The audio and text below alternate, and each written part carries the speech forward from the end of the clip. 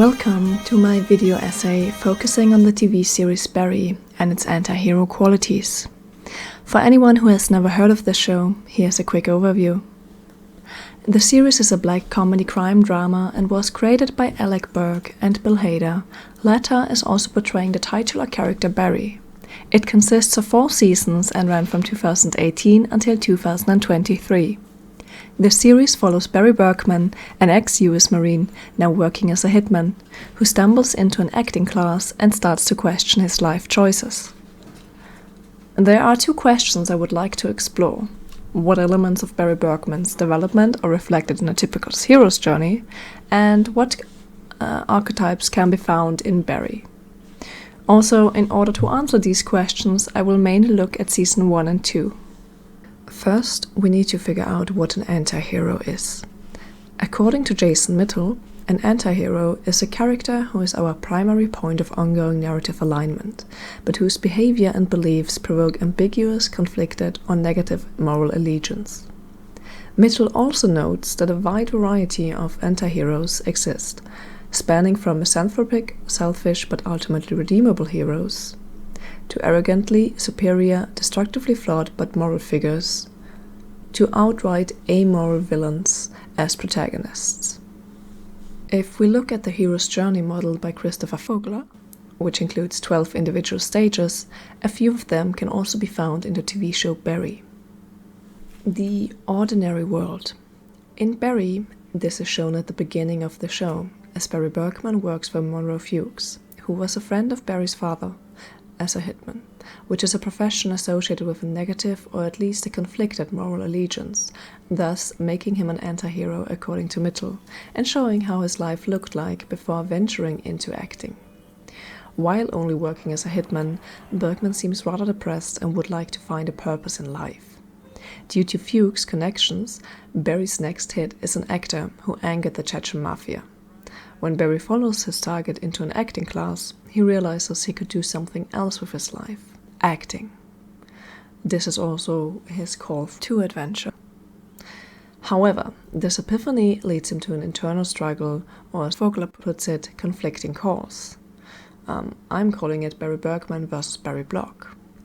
Because Barry Bergman, his given name, is tied to his hitman profession and violent past, whereas Barry Block is his stage name and tied to him finding a new purpose via acting.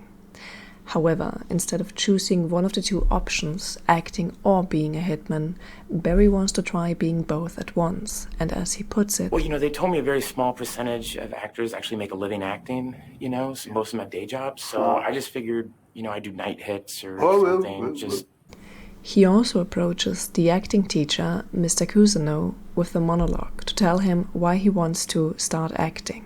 And you do whatever it is you're good at, because this is not it. You want to know what I'm good at? I'm good at killing people. Yeah, when I got back from Afghanistan, I was really depressed. I didn't leave my house for months, and this friend of my dad's, he's like an uncle to me. He helped me out and he gave me a purpose. He told me that what I was good at over there could be useful here. And it's a job, the money's good, and these people I take out, they're bad people, they're pieces of shit. But lately, I'm not sleeping, and that depressed feeling's back,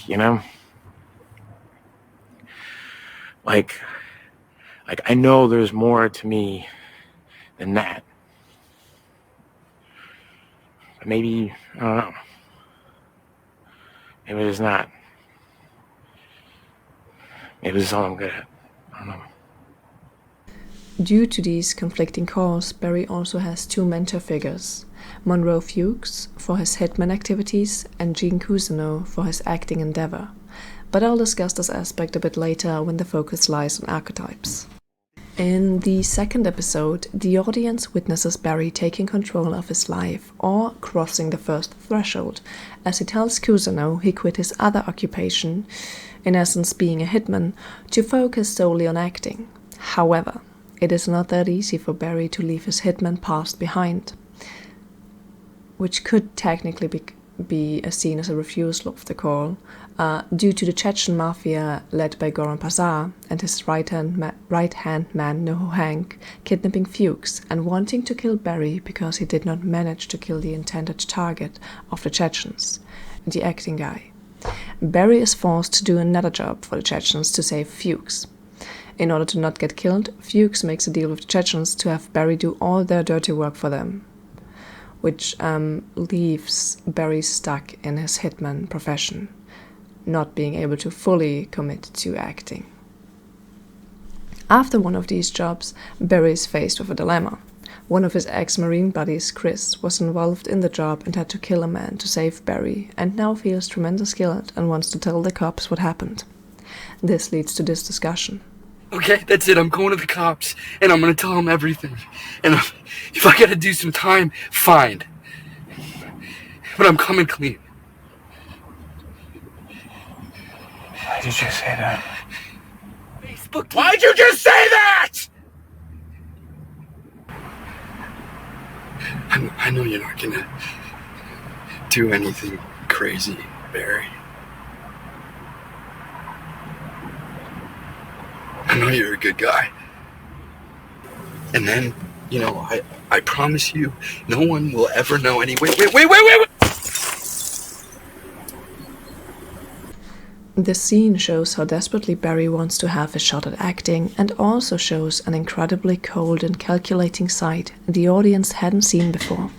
This is taken a step further in the season final, where also the ordeal is happening, as after spending time with his acting partner and girlfriend Sally at Cousineau's, his mentor's lake house, he is in a standoff with Cousineau's girlfriend, Detective Janice Moss, who is technically the villain of Barry's story, as she was working tirelessly to capture Barry since he tried to assassinate Ryan. Please. It's done.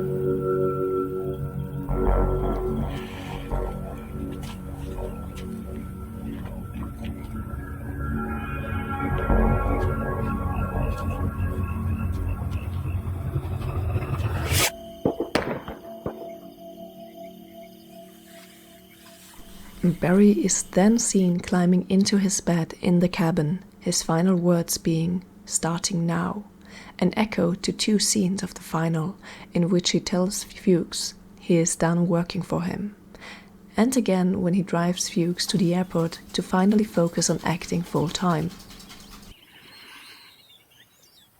Starting now. After this season finale, however, Barry's hero's journey is not complete, as he himself says in the last scene starting now. It is finally the start of his life without working as a hitman. In season 2, this is also shown, as he is actively engaged in the acting class, and only helping the Chechens' new leader, Noho Hank, to train new hitmen to be as good as Barry was. As Barry actually declines Noho Hank's offer of killing another mob boss, Esther, because he does not want to be a violent person anymore. Additionally, instead of killing Sally's abusive ex, he goes to his acting mentor Cousineau to talk about his feelings. Look, when I get angry, I don't like who I become. Albeit he only refrained from killing Sally's ex because Sally happened to be at the same place. This is still showing that Barry is trying to change. In this scene, Cousineau also tells Barry that he believes people can change and that Barry seems to be on the right track, as instead of doing what he wanted to do, he is here and talking to Cousineau. On this road back, Barry is really focused on furthering his acting career, but also encounters a setback, as his hitman mentor Fuchs turns on him and works with Moss's partner, Detective Loach. However, instead of throwing Barry into jail, this detective wants him to track down the new partner of his ex-wife and kill him. Barry accepts as he has no way out, but he wants to let his target live and only move him to another state. So Loach thinks the job is done, which again shows how desperately Barry tries to change and stop killing people. Due to Fuchs ratting Barry out, Barry wants to cut all ties to him and finally be done with his criminal activities. This leads Fuchs in the penultimate episode of Season 2 to take matters into his own hands and force Barry to do his biddings again by posing as a police officer who wants to help Gene Cousineau find his missing girlfriend, Janice Moss, leading Cousineau to Moss's body and telling him Barry was the one who killed her. This brings me to the Series 2 finale, as so far Barry has not killed one person in the second series. Also, do you remember how Barry technically has two names, Barry Berkman and Barry Block? This aspect is brought up again in the finale of Season 2, as it is titled Berkman Greater Block, and this already gives the viewer an idea of what will happen. Infuriated by Fuchs destroying his only chance at redemption, in essence Gene, his acting mentor, now knowing the truth, Barry is out for blood and set on killing Fuchs.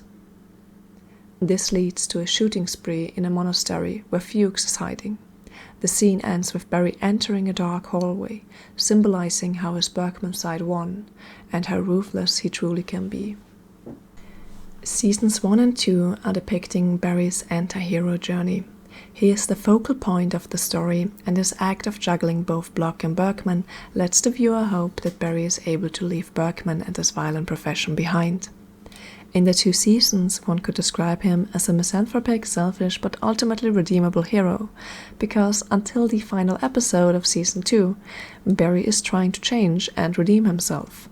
However, after the Season 2 finale, it is pretty clear that whatever redeeming qualities he might have had, he has shown time and time again that he acts like a stone-cold killer when push comes to shove. This shift is made clear in Season 3 and 4, as instead of being a show about Barry and his search for redemption at the center of it, the show starts to explore how characters who came into contact with Barry are dealing with the associated consequences, and Barry is portrayed as an outright amoral villain, as everyone around him is worse off after encountering him.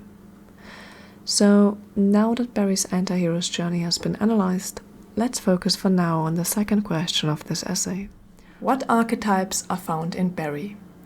I'm going to keep this brief and only focus on the mentor figures found in the 2 seasons.